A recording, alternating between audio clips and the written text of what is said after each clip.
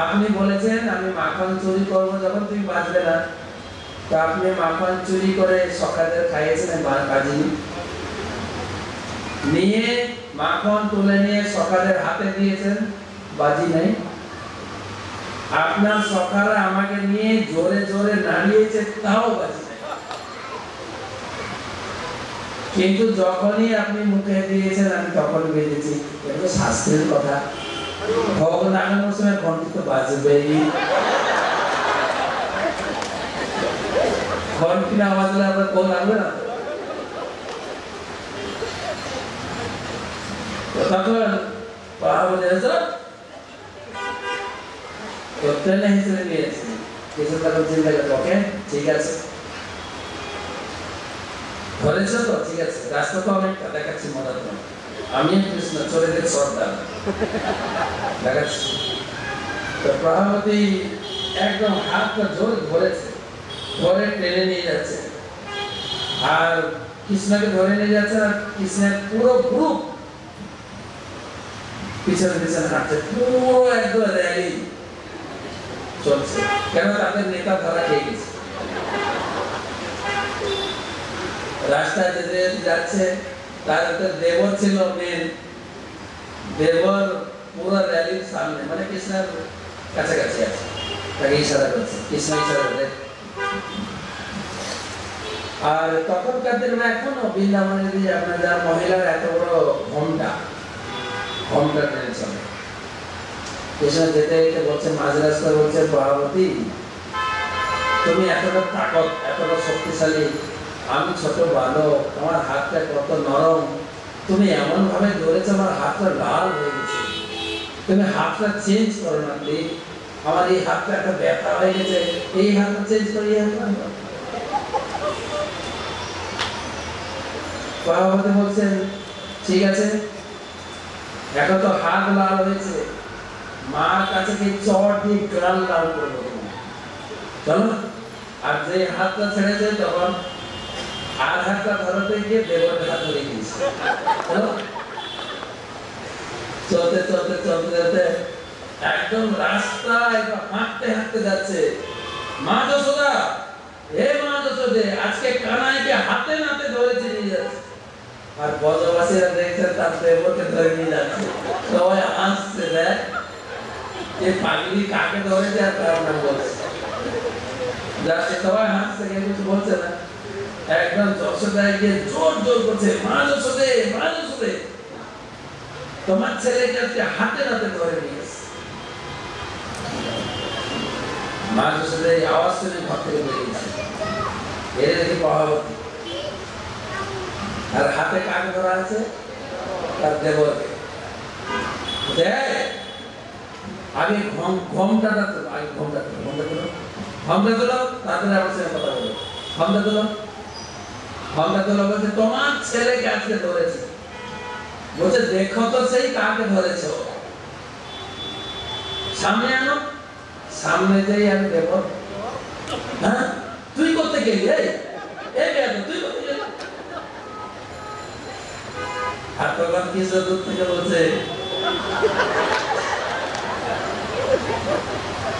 তখন দেবর বলছে কোত্থেকে এলাম, ভাবি রাত্রে মনে তোমার ঘুম হয়নি না, মদ খেয়েছো, তুমি আমার ভিতরে কৃষ্ণকে দেখছো, ভুল করে আমাকে ধরেছ, ভুল করে ধরেছি, আমি ধরেছি কৃষ্ণকে, তুই করতে গেলি। আর মা যশোদা দেয় তর্ক আমার বাড়িতে, তোমার ঘরে যাও তর্ক করে, কতক্ষণ মাথা নিচু করে করে আসছে, তখন কৃষ্ণ বলছে কেমন লাগলো, আমাকে ধরো না, এখন তো তোমার দেবরের হাত ধরিয়ে দিলাম, এরপরে তোমার স্বামীর হাত ধরিয়ে দেবো, তখন বুঝবে মজা। তো এরকম ভগবানের অনেক লীলা, এর মাধ্যমে বোঝানো হচ্ছে যে গোপীরা কৃষ্ণের শত্রু ছিলেন না, গোপীরা কৃষ্ণকে অত্যন্ত ভালোবাসে, অত্যন্ত ভালোবাসে।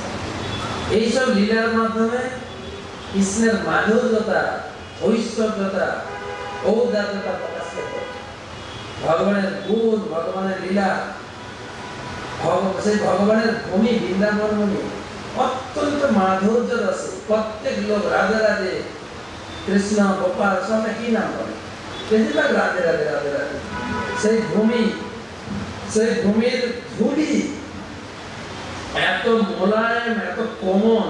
কোমল হবে না কেন? সেখানকার ধুলি ভগবান নিজে খেয়েছে। আমরা বিভিন্ন তীর্থযাত্রা যাই, গয়া, কাশী, হরিদ্বার, অযোধ্যা, এসব জায়গায় যাই। ওখান থেকে পেড়া, সন্দেশ, খাজা, গজা সব নিয়ে আসি প্রসাদ হিসাবে আমাদের পরিবারের লোককে, আত্মীয় স্বজনকে বাঁটার জন্য, ঠিক না? বৃন্দাবন থেকে লোক কিনে নিয়ে আসে মাটি প্রসাদ ব্রহ্মাণ্ড ঘাট থেকে, যে মাটি ভগবান নিজে খেয়েছিলেন, মাটি প্রসাদ অত্যন্ত সাথী। আর সেই ধুলিতে আমরা এই পরিক্রমা যাই। আমরা এবার যাচ্ছি, ভক্তি পুরুষোত্তম মহারাজ নিয়ে যাচ্ছে মাত্র 500 জন লোক, 2রা অক্টোবর। আমরা কি চালিয়ে যেতে পারে নিয়ে যাচ্ছি। তো এখানে আমরা গিরি গোবর্ধন পরিক্রমা করি সন্ধ্যার সময়। সন্ধ্যা 5টা থেকে শুরু করি, রাত্রি 8টার সময় সব ধুলিতে শুয়ে থাকে 8 ঘন্টার মতো। তো উঠতে চাই না, ছেলে হোক মেয়ে হোক, ধুলিতে যে ধুলি গায়ে লেগে থাকলে লোক ছাড়ে লোকে, আর ওখানকার ধুলি মাখে, একে অপরকে মাখায়। আমি তো আমার কাছে সবসময় ধুলি এখন আছে, সবটা ধুলি নিয়ে ঘুরি। অত্যন্ত সুন্দর ধুলি, যে ধুলিতে একদিন নন্দ গাঁওয়ের পাশে একটা পুষ্করিণী আছে, পাবন সরোবর। তো সকালবেলা উনি গেছেন স্নান করতে পাবন সরোবরে, দেখছেন একজন জ্যোতির্ময় পুরুষ, তিনি এসে পাবন সরোবরে স্নান করলেন। স্নান করে উঠে সেই পুষ্করিণী সরোবরের তীরে যে ভূমি আছে, ভূমিতে পড়াগড়ি করছে। তো নন্দ মহারাজ খুব সাহস নিয়ে ওনার কাছে গিয়ে হাত জোড় জিজ্ঞেস করছে, হে দেবতা, আপনি কে, কেন এখানে পড়াগড়ি করছেন? উনি বলছেন, আমি হচ্ছে পুষ্কর তীর্থ। সারা দুনিয়ার লোকে পবিত্র পুষ্কর তীর্থ, ভারতে খুব প্রসিদ্ধ। একটাই তীর্থ আছে পুষ্কর তীর্থ, রাজস্থানে। বহু লোক যান, দেশ বিদেশের লোক স্নান করার জন্য। যেখানে ব্রহ্মার মন্দির আছে, একমাত্র পৃথিবীর মধ্যে একটা মন্দির ব্রহ্মার মন্দির, ওইখানে পাওয়া যায়। পুষ্কর তীর্থে স্নান করার জন্য যায়। তো সেই আমি সবাইকে পবিত্র করি, কিন্তু আমি নিজে এসেছি বৃন্দাবনের ধুলিতে গড়াগড়ি করে পবিত্র হতে। বলি জয় শ্রী রাধে, সেই বৃন্দাবন নাম। মুক্তি দেবী এসে গোপাল কাছে প্রার্থনা করছেন, মুক্তি কহে ওহে গোপাল, মেরে মুক্তি কথায়, হে গোপাল, আমি সবাইকে মুক্তি দিই, কিন্তু আমার মুক্তি কিসে হবে? গোপাল সরাসরি উত্তর দিচ্ছে, ব্রজরজ, রজ মানে ধুলি, ব্রজরজ উড়ি লাগে, মুক্তি মুক্ত হয়ে যায়। যখন এই ব্রজের ধুলি তোমার গায়ে লাগবে, তখন তুমি মুক্তি হয়ে যাবে। বৃন্দাবন ধাম কি, এখানে সে কথা বলছে। ভগবানের এই নাম, ভগবানের নাম করতে করতে তার গুণ, তার লীলা ধীরে ধীরে চিত্তে প্রকাশ করে। সেই বৃন্দাবন ভূমিতে ভগবান লীলা করেছে, ভগবানের ভূমি।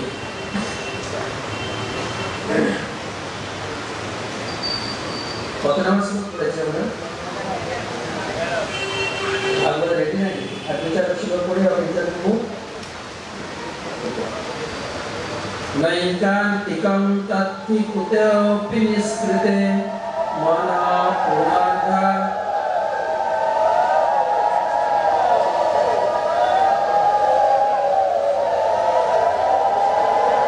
নৈকান্তিকং তত্থি কুতোপি নিষ্কৃতে মনা পুনর্ধা ভবতি চেদ সৎপথে তৎকর্ম নিধা অভিপ্সতাম হরে গুণানুবাদ ফল সত্য ভাবনা। আবার ঘুরিয়ে ফিরিয়ে বলা হচ্ছে যে ব্রত আদি তপস্যাতে এতটা পাপ মুক্ত হওয়া যায় না, যতটা ভক্তির মাধ্যমে হওয়া যায়, নামের মাধ্যমে হওয়া যায়। ব্রতান্তীরা পাপ মুক্ত হলেও আবার অসৎ পথে যাওয়ার চেষ্টা থাকে। লোকে ব্রত করছে, তপস্যা করছে, কত কিছু করছে, কিন্তু পুনরায় আবার পাপ কর্ম করছে না। কিন্তু দেখেন, মন পুনর্ধাবতি চ অসৎ পথে। ব্রত আদি তপস্যা করার, প্রায়শ্চিত্ত করার পরেও মানুষ পুনরায় অসৎ পথে যায়। কিন্তু অভিপ্সতাম হরে গুণানুবাদ অনুসত্ত লাভ। কিন্তু কেউ যখন হরির নাম উচ্চারণ করে তার পাপ কর্ম করার বাসনা থাকে। আপনারা হরি নাম করছেন, ভগবানের পূজা অর্চনা করছেন, তখন কি মনে হয় আবার মাছ খাবো, মাংস খাবো, বিড়ি খাবো, মদ খাবো না? চির নিষ্কৃতা নৈকান্তিক সত্য ভাবন হরের গুণানুবাদ অনুসত্ত। কেবল হরির গুণ কীর্তন শ্রবণ এবং কীর্তন করার ফলে সে সত্য ভাবনা হয়, সত্য ভাবনা, সত্য ভাবনা এবং সর্বতভাবে বিধৌত, সর্বতভাবে হরি গুণ কীর্তন, হরির লীলা কীর্তন শ্রবণ আর হরির নাম কীর্তন হচ্ছে দুই সাধন, হচ্ছে এই প্রায়শ্চিত্তের মুখ্য সাধন। প্রায়শ্চিত্তের মুখ্য সাধন গুণানুবাদ, ভগবানের গুণ কীর্তন। আর ভগবানের গুণ কীর্তনে ভাগবতম সমেত ভগবানের পূর্ণরূপে গুণ কীর্তন কোথায় আছে? পুরো ভাগবত 10 স্কন্ধে একদম ভরা। তাছাড়াও বিভিন্ন স্কন্ধে, যেটা আমরা ষষ্ঠ স্কন্ধে পড়ছি, ভগবানের নামের মহিমা পড়ছি। পুরো ভাগবতম আছে, যেন বলছেন প্রেমময় ভাগবতম শ্রীকৃষ্ণের অঙ্গ। ভাগবতম হচ্ছে সাক্ষাৎ শ্রীকৃষ্ণের শরীর, সাক্ষাৎ শ্রীকৃষ্ণের শরীর। আর ষষ্ঠ স্কন্ধ হচ্ছে ভগবানের কোন অঙ্গ? আপনার প্রতিদিন শ্লোক পড়ে কোন অঙ্গ? বক্ষস্থল। বক্ষস্থল এটা বক্ষে লাগিয়ে যাবে, বক্ষস্থল। কিন্তু ভাগবতম নাই তো লাগবে না, গাইড বুক নিয়ে আসছে।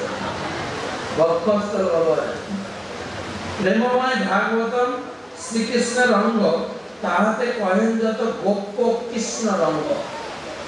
যত ভগবানের লীলা সব ভাগবতমে সঞ্চিত করা হয়েছে, ব্যাসদেব করেছেন। বলছেন ভাগবতম পুস্তক থাকোই যার ঘরে, যার বাড়িতে এই ভাগবতম পুস্তক আছে, কোন অমঙ্গল নাহি যায় সেই স্থানে। ভাগবতম যেখানে থাকে সেই বাড়ির কোনো অমঙ্গল হবে না। ভাগবতম কি? ভাগবত পুজিলে কৃষ্ণের পূজা হয়, ভাগবত পঠন শ্রবণ ভক্তি। ভাগবতকে পূজা করলে কৃষ্ণ পূজা হবে। আমরা গাড়িতে করে গ্রন্থ প্রচারে যাই, আমাদের গাড়িতে শ্রী শ্রী গৌরনিতাই বিগ্রহ আছে। আমাদের মুখ্য পূজারী শ্রীবাদ জননিবাস প্রভু বলেন, তোমাদের বিগ্রহের দরকার নেই, তোমাদের গাড়িতে বিগ্রহ রয়েছে, ভাগবতম রয়েছে, ভাগবতমকে পূজা করো। তিনি বলবেন সাক্ষাৎ ভগবান খলসত্ব ভাবন। খলসত্ব ভাবন মানে যখন এই ভাগবতের কথা কান্দে হৃদয়ে প্রবেশ করে, হৃদয়টা সঙ্গে সঙ্গে সাফ হয়ে যায়, সঙ্গে সঙ্গে সাফ হয়ে যায়। পরীক্ষিত মহারাজকে ভাগবত কথা শোনাচ্ছিলেন সুখদেব গোস্বামী। ভাগবত কথা শোনাতে শোনাতে শোনাতে শোনাতে এক পর্যায়ে তিনি বন্ধ করে দিয়েছেন। 2-2.5 দিন হয়ে গেছে, বেচারা ক্ষুধা তৃষ্ণা বা বিশ্রাম আদি কোনো কিছু করেননি। তিনি কিছু কি বলে খাবার গ্রহণ করেননি, পানীয় গ্রহণ করেননি এবং ঘুমাননি। নিশ্চয়ই দুর্বল হয়ে কথা বলেন। পরীক্ষিত মহারাজের গুরুদেব, আপনি কথা বন্ধ করে দিলেন, আপনার কথা অমৃত পান করে আমি ক্ষুধা তৃষ্ণা সব ভুলেই গেছি, আপনি পান করুন।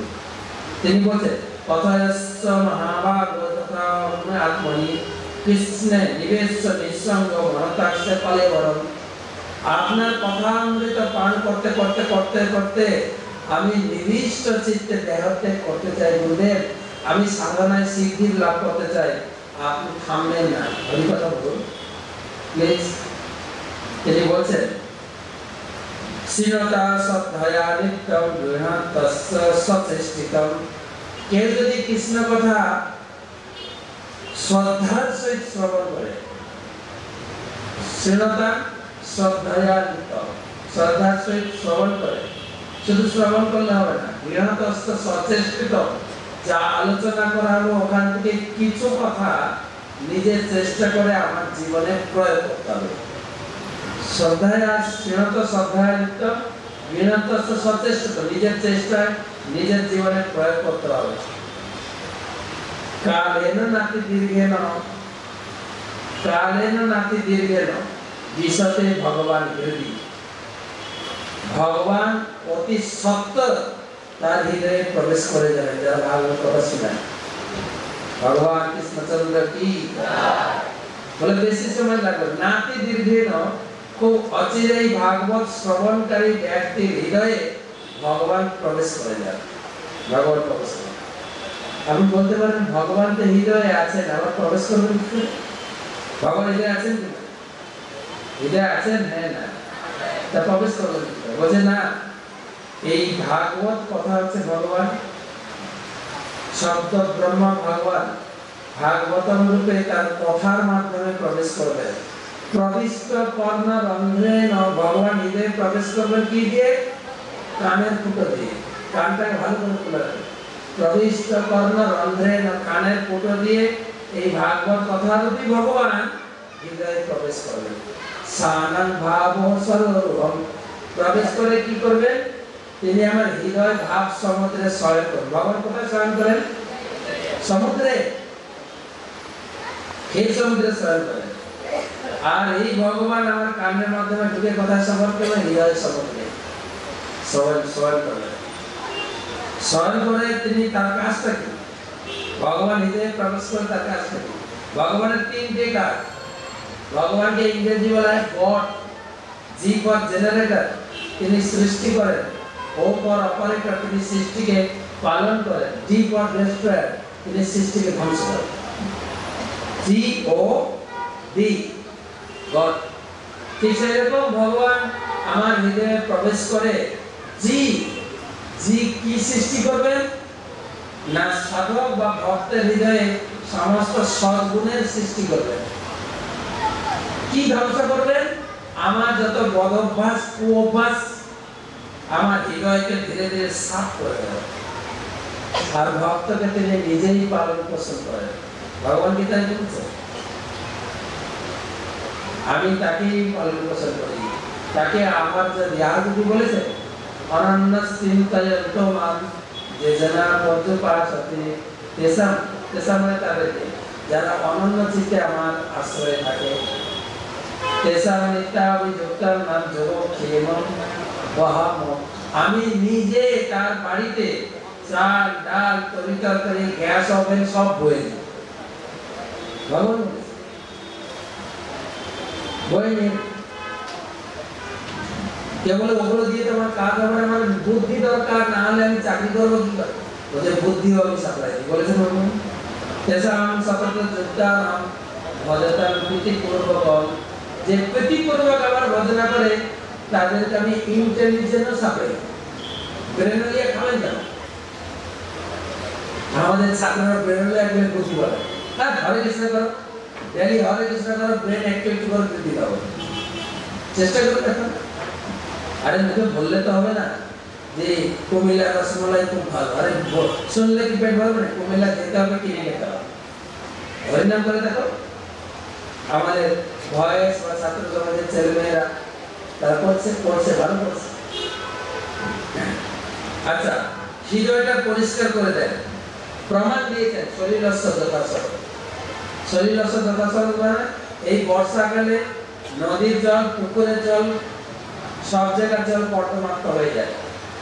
ড্রেনের জল পর্দমাক্ত হয়ে যায়। কি দিয়ে পরিষ্কার করবো? কাদা জল, ফিল্টার। সিটি কর্পোরেশনের কি এমন বিশেষ ব্যবস্থা আছে এই কাদা জলকে পরিষ্কার করে? বলুন। ফিল্টারিং। হ্যাঁ, ফিল্টারিং। কি নাই? ফিল্টারিং। ফিল্টারিং এত নদীর জলকে ফিল্টারিং করতে পারবে? হ্যাঁ না। যখন এই বর্ষাকাল পেরিয়ে শরৎকাল আসে, জল অটোমেটিক পরিষ্কার হয়ে যাবে।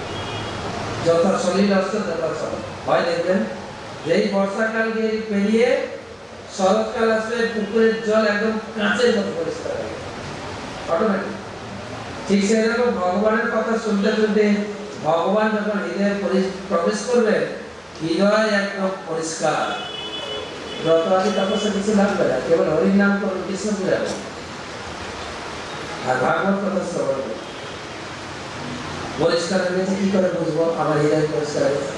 ধৌতাত্মা পুরুষ কৃষ্ণ পাদ মূলম না মুঞ্জতি। যখন হৃদয় পরিষ্কার হবে তখন উপলব্ধি হবে আমি কৃষ্ণের দাস, আর কৃষ্ণের চরণে পূর্ণরূপে সমর্পণ হয়ে যাবে, তখনই সে শান্তি পাবে। তারও উদাহরণ দিচ্ছে, সর্ব মুক্ত সর্ব পরিক্লেশ পান্তস্য সর্বম যথা। যেরকম চট্টগ্রামের অনেক লোক বিদেশে আছে, চট্টগ্রামে আমাদের মিডল ইস্টে বসে থাকে, দুবাই, বাহারিন, কাতার, ওমান, কুয়েত, সৌদি, সরাসরি 2 বছর পরে আসলে আমার হাজবেন্ড, যারা ছোটখাটো চাকরি, যারা বড় চাকরি করে বছরে একবার আসে, 6 মাস, বেশিরভাগ বছরে 2 বছরে একবার আসে। 2 বছর ধরে সে আমার ঘর বাড়ি ছেড়ে বিদেশে আছে। যদিও বাংলাদেশের থেকে বিদেশ অনেক ভালো, রাস্তাঘাট পরিষ্কার পরিচ্ছন্ন, এরকম ফর্মালিটির খবর পাওয়া যায় না বিদেশে। বিদেশে আমি রেস্ট্রিকশন, আপনি খাদ্যতে কোনো ভেজাল দিতে পারবেন না, জেল হয়ে যাবে। সুন্দর জিনিস, সুন্দর সবকিছু স্বচ্ছ, যে তা বলেও মন পড়ে থাকে কোথায়? মন কোথায় পড়ে থাকে? সারাদিন একবার ফোন না করে থাকতে পারে না। 2 বছর পরে যখন বাড়ি ফিরে আসে তখন মনে হয় আমি বাড়ি ফিরে এলাম। ঠিক সেরকম কত দিন, কত জন্মান্তরে কৃষ্ণকে বলে আমরা এখানে ভিক্ষার মতো ঘুরে বেড়াচ্ছি, তখনই কৃষ্ণের কাছে ফিরে যাব। কৃষ্ণচন্দ্রের চরণে আশ্রয় গ্রহণ করে আমরা সেই সুখ লাভ করব। সেই জন্য বলছেন ভাগবত কথা শুনো, সদা সেব্যা শ্রীমদ্ ভাগবতী কথা। নিয়মিত ভাগবতের সেবা করুন।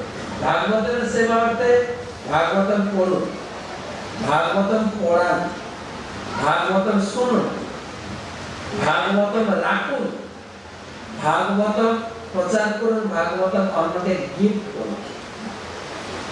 যদি আপনার সামর্থ্য থাকে যে কিনতে পারছেন তাকে গিফট করুন। আমরা আমাদের দেশে বিভিন্ন লাইব্রেরিতে আমরা বড় বড় বৃত্তশালী বা ধনী ভক্তদের কাছে আমরা প্রার্থনা করি, আমাদের ব্রহ্মচারী রয়েছে, তাদের ভাগবত দরকার। আমাদের তো মন্দিরের লাইব্রেরি আছে, একটা ভাগবত সবাইকে পড়তে হয়, সবার ব্রহ্মচারীদেরকে ভাগবত দান করতে পারে, সন্ন্যাসীদের দান করে, লাইব্রেরিতে দান করে। আমি অনুরোধ করবো সামনের বছর রাখুন এরকম রথযাত্রার প্রকল্প, ভাগবত সেবা, ভাগবত। শাস্ত্রে বলা হয়েছে এই ভাগবতের 12 স্কন্ধে 13 অধ্যায় 13 নম্বর শ্লোক বলে পোস্ট করতাম। এই ভাগবত পাঠ হয়েছিল ভাদ্র মাসে, আর পূর্ণিমা তিথিতে ভাগবত পাঠ কমপ্লিট হয়েছিল। এই ভাদ্র পূর্ণিমাতে স্বর্ণ সিংহাসনে কেউ যদি ভাগবত কাউকে দান করে, ভগবান তার হাত ধরে ভগবত দান দিবে, ভাগবত দান। তো সেই জন্য বলছেন গুণানুবাদ কোনো শক্ত ভাব।